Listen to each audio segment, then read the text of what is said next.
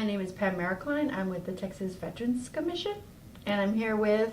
And I'm Jennifer Paulsen with Texas Homeless Network, and today we're talking with Abby, and I'm going to let her introduce herself and give us an overview of what she does. Thanks. My name is Abby Tatkow. I work with ECHO, the Ending Community Homelessness Coalition, and I work in the community housing department there, and our main job is to increase affordable housing capacity for veterans and other folks in our community who are experiencing homelessness. And so day to day, I'm doing outreach with landlords and property managers and other community groups that might have access to affordable housing, and talking about the work that we do and engaging them on how they can get involved. And that's here in Austin, Travis County, Yes, right? Correct. Nice. And so why is landlord relationship building important? Absolutely. So I think there is historically a concept that homelessness is something that has always been around, and there isn't necessarily a way to address it in a way to really help somebody get off the street. And at ECHO, we firmly believe that the answer to homelessness is housing.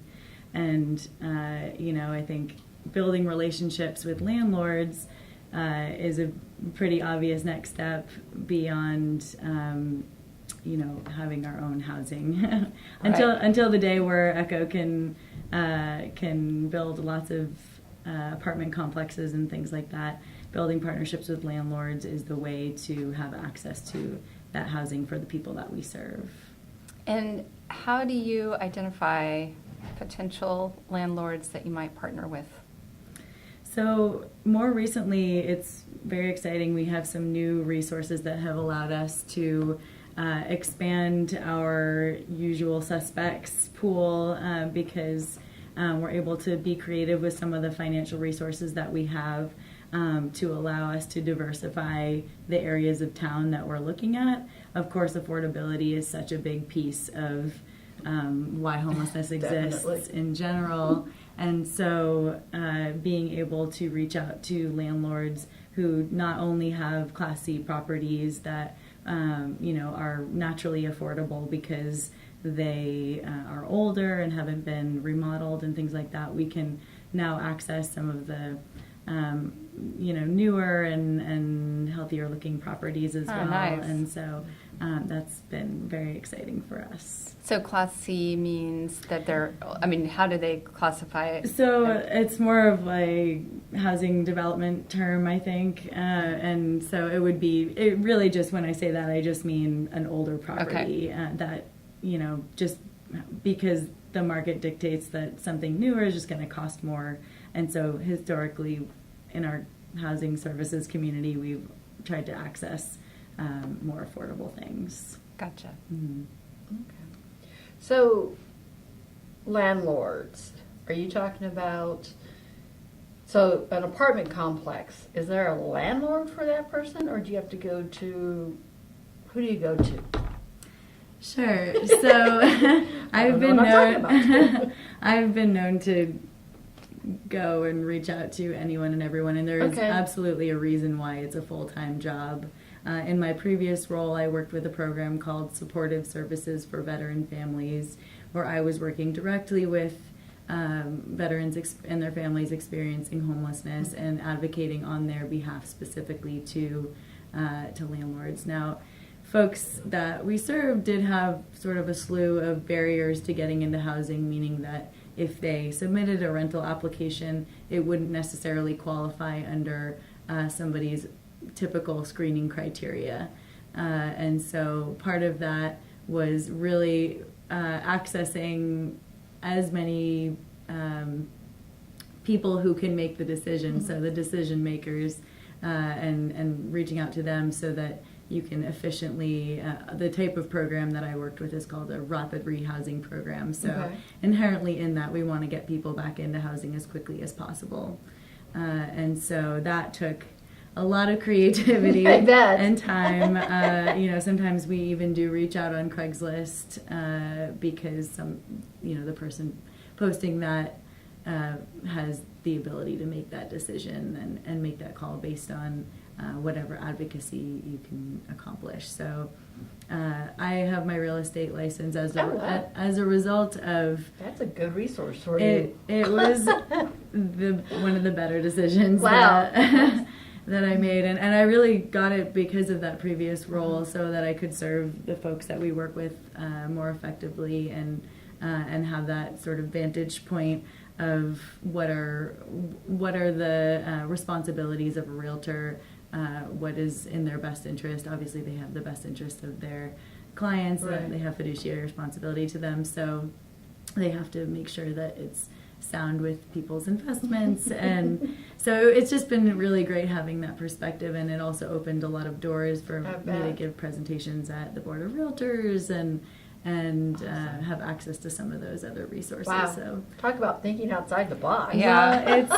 it's been a journey, and it's not the usual suspects. Right. So that's it brings its own challenges, but it's really exciting when you can stand in a room and explain what this actually looks like day to day, and some of the creative resources that we Right. do have to, make it more of a business pitch than a heart-wrenching, Right.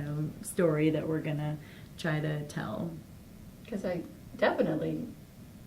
that's a huge factor in finding housing. It's educating the public about, a homeless person isn't going to, well, majority of the time, bring down your property value. How do you know the person next door to you is not, a criminal? Sure. Just because this person's homeless, Mhm. and it could be several reasons why this person has been homeless. Mhm. Is it a chronic homeless person, or is it someone who just recently been homeless because of life? Mhm. So I think definitely if you educate the population as a whole, then I think they understand, oh yeah, this is something, it could happen to any of us, It which could. scares me to death. And the fact So- that somebody has reached out for help is, especially for a veteran population, Definitely is a veterans. big deal. Yeah, they're- And so we shouldn't penalize people for being enrolled in programs like this, Right. where they can actually get some help. So have you gotten hopefully good feedback from the, what thing did you just get? The Realtors. There we go. The realtor's license, the relative association. Have you gotten good feedback from them? or? They've been really great partners. Okay. So even prior to getting the license as an initiative as a whole, I think generally people have heard about the initiative to end veteran homelessness, Right. and I do say that with a caveat that we created a system in which we could make veteran homelessness rare, brief, and non-recurring for folks. And so we really do have a very robust system. We meet weekly to ensure that everyone who is a veteran in our community experiencing homelessness can access that system, and that we're aware of them being within the county. And so when the mayor's office and ECHO and community partners were plowing forward to reach this goal, a lot of community partners such as the Board of Realtors and the Apartment Association did partner with us, and they that's an awesome sent out. partnership. It was Wow. great. It was great. And That so is. and we do continue working with them to this day. And but I do feel when I go into rooms of property managers or realtors, or if I just cold call somebody from the MLS, it's a different response when I have, my brokerage in Yes. the title as opposed to just reaching out from a nonprofit. So, and that's unfortunate, but what I would hope it would encourage is more agents to take on this kind of work, because there's so many real estate agents in Austin, and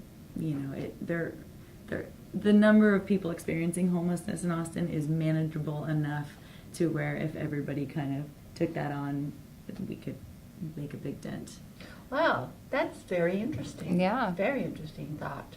So do you That's my find, hope. yes, that's a good hope. Do you find landlords are more receptive to working with veterans versus non-veterans, or is it about the same? I think it is kind of I think when we first started doing this work, of course, the whole plan, so to speak, was based on something that the Obama administration set in place. And so the first priority population was veterans. And so we were trying out a lot of new tactics on that. And so we learned so much. But now that we've sort of got our feet under us, I don't know that I think we see that the general population has some of the same challenges, some of the same barriers, and some of the same strengths that veterans do. And so I am glad that we are seeing that, and I'm glad that we started with the veteran population, because I do think at first it had its weight behind it. Right. But now we're seeing that we can kind of just generalize a lot of the work that we're doing, and So basically open doors. opening doors. Yeah, which is Oh, opening yes, doors, but so yes, using opening absolutely. doors, open doors Mhm. for other populations That's coming. a after. great way to put Yeah. it. Yeah, Nice. I think it did really pave the way for what we're trying to do beyond that population too. But it's been a great experience, because a lot of the veteran programs that do provide housing services are a lot more robust.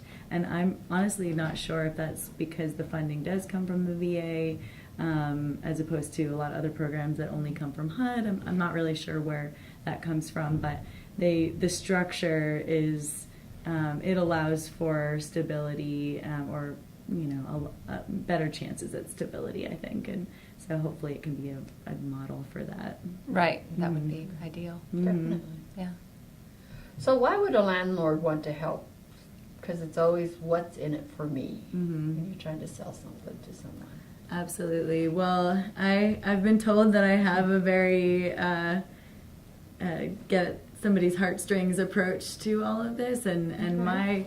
my general approach is that I always like to have all of my ducks in a row before I approach somebody.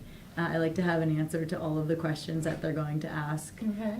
with specifically related to an individual situation. And so I think being able to show, I think a lot of landlords, I mean, this is just in general, when you're submitting an application for a rental apartment, all a landlord is really going to see is what shows up on your credit, what shows up on your criminal history, Right. and your application as well. And if you don't necessarily have things to fill in for all of that, it just sends up red flags. But there is such a story there, and like you said, it can happen to anyone. So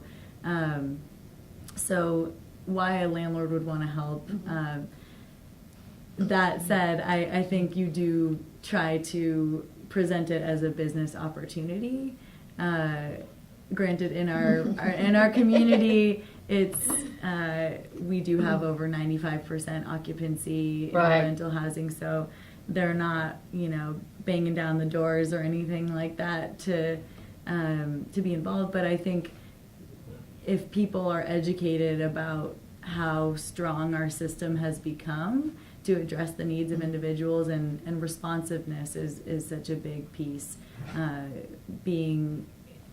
because in any other tenancy situation, if you have a tenant who, maybe in this situation, it's not that they don't have a phone, they've just decided not to answer your calls. So there's so many different scenarios, and I just try to pose it as this really isn't any different, and in fact, there are more people that you can reach out to in this situation during the lease term if you have any concerns or questions, than if it was just any other tenant from just contacting you on the internet or any other way like that. So I really think there are so many benefits to working with this program. I think it can open people's eyes to a lot of other walks of life and just different stories.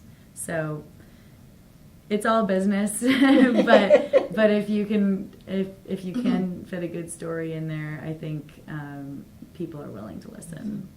So that's what you found out mainly is you get a lot more positive landlords and property managers than the negative side, or is it kind of half? When I sort of pitch what we're doing, right?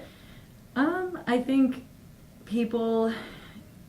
the times when people are most interested in working with us is when they have vacancies. Okay. And we can fill them, so that is a great place to start. But I do think it can be a mixed bag. People are often afraid to take risks with their investments, and I can understand where they're coming from. That said, now I think we are in a really strong position to support the rapid rehousing and permanent supportive housing programs that we have in the community, with sort of an assurance to landlords that their commitment and their partnership is not in vain, and we want to support them in what we do and what they're helping us do. Okay. So do you have any good stories about something that surprised you, when you were working with someone and you thought, okay, this isn't going to go anywhere, and it bloomed into a great relationship? Absolutely. Actually, I have a recent one. We had a situation recently, well, not a situation. We had an opportunity recently when our community was selected to be part of a 100-day challenge as part of ending youth homelessness. And sort of so talk a little brief overview. I think there are only 3 cities, is that right? Or how? Yes, okay. It was Austin, Cleveland, and LA, and essentially it was an intense 100 days, but we had an opportunity to house. We set our own goal. But our goal in Austin was to house 50 youth in 100 days, and youth was between 18 and 27. And so we did it. Yeah. We housed more than that, which was exciting. But like you said, we've really been so focused on the veteran population that one of the surprising things there was just to see how few youth-dedicated resources we have in our community. Mm-hmm. And so that was really exciting, but it also brought an opportunity for us to expand on some of the partnerships that we had just solely for veterans, and to explain to them, well, this is where we're at. We're expanding a lot of the work that we do to other populations. Won't feel any different. Are you interested in doing that? And many of them said yes. Nice. But of course, it comes down to vacancies. When you have the 95% occupancy rate, it can be challenging. Even if somebody is willing to work with you, if they don't have a vacancy, it's not going to happen. So you do have to reach out further. And so we developed a new partnership, and things didn't go as well as we would have hoped necessarily. We placed 3 folks there. 2 of them had to exit their lease early, but one of the great things about working with us is that in those situations, we don't want the individual to end up with an eviction or something that's going to hurt their credit, and we also don't want the landlord to feel left out to dry. And so we were able to sort of reconcile that situation. The folks exited gracefully, and we were able, ECHO was able to sign an MOU with them, a memorandum of understanding. So to form a formal relationship there, where because we were responsive and we were able to assist them in paying off damages and things, and we were able to refill the units. You repaired that before it. Exactly. Yeah. We were able to show that we're really serious about working with landlords, and we value them just as much as we value the clients that we work with. And so I think that was a success story. Yeah, definitely. Mm-hmm. So do all your relationships with landlords or apartments, do you have MOUs with? Not all of them. It's something that we really want to do, but we recognize, and I'm getting more savvy with some of the realtor tools that make your life just so much easier, because nobody has a printer anymore, and so Or fax machine. I know. Well, getting somebody to print something out actually, Right. especially when you're working with an accounting department and a case manager and a client and a landlord, and everybody's got a different schedule. Definitely. And case managers have specific schedules instead of accounting, and so even if realtors are working on the weekends, it's you just want to make it work for everyone. Right. And so I think it's not always the easiest way. In our world, it's easy because everything can be very black and white. This is the process for how we refer people. This is the screening criteria that you utilize. So we'll only send you referrals that have, that fit into this criteria. And I think it runs a lot more smoothly, and it allows us to be really amenable to the needs of clients, because we don't necessarily have to sort of have a question mark when we submit an application. We can really be confident that it would be approved, and I think that really helps the psyche of some of the folks that we work with, because I mean, anybody getting denied for an apartment is going to be stressful on top of what else is going on. Definitely. So, but we do have several MOUs signed, and those flow really well, and it just, I think it makes everybody's life a lot easier because they know exactly What's they going can on, and expect. if something happens, they know who to call. And Right. So, yeah, to me, it seems like a good process, but then you can see. Right, and it does, because there are different layers to a lot of these property management companies, and so many of them in Austin. I mean, they're not even based here, so Makes sense, yeah. So it makes sense for some people and not necessarily for others. Gotcha. So one thought that came upon me as I've tried to get away from Mopac Yeah. Yes. parking lot, going through these neighborhoods, is, and I don't know why this is, but I saw a lot of houses for sale or lease. Mhm. I thought, why are there a lot of properties for sale right now? Mhm. So, have you guys ever thought of, or doing this, because I know, especially the bigger houses in the more nicer areas, they don't want their houses to be empty, so they have like people at the house sit, or whatever it's called, where they stay in the house until it gets sold. Have you guys ever thought of No, that? but Or- I love that. Because I'm looking at this house going, I wouldn't mind sitting for that Yeah, person. right. That's a great idea. I mean, Good. But that's then I'm like, something- wow, yeah, but it'd have to be the right fit for the right person. But, It you know, would. I'm just thinking of, and I don't know how long houses have been on the market right now in Austin. I don't know if it's a buyer's market or a seller market or both. It's But pretty much a seller's market. Yes. so, to me, if my house is staying on the market for 90 days or more, and I'm not in it, I'd rather have someone stay in there Totally. than to have it empty. So that I was just thinking. That's a okay, great idea. I that's mean, a- I'm gonna write that down. I'll take credit. We'll give you credit. So I'm just thinking how that would, there's a certain area. But I think that really highlights how we do have to completely think outside the box. I mean, one other aspect of using my license for this has been that we have been, the commissions that would have been gained from signing leases with the clients that we work with, we've been putting that back into a fund. It's called wow. with the Veterans Initiative, it was called, it's a risk mitigation fund. And so that's Yes. essentially Wow, how, that's an awesome. yeah, I mean, and so, but it's, you really do have Take to. a hint. Yeah. But you do have to think outside the box because, Definitely. I mean, that's what our whole city's doing with affordable housing in general. I just went to a panel about Code Next the other day with this whole redoing of the land development code, and so all that stuff is very long term and hopefully can positively impact the city in the long run, but we really need to think right now. People need housing now. They need Yes. housing now, and we need to address They that too. needed it 10 years ago. Yeah. Exactly. So, yeah. Exactly. So that's a great idea.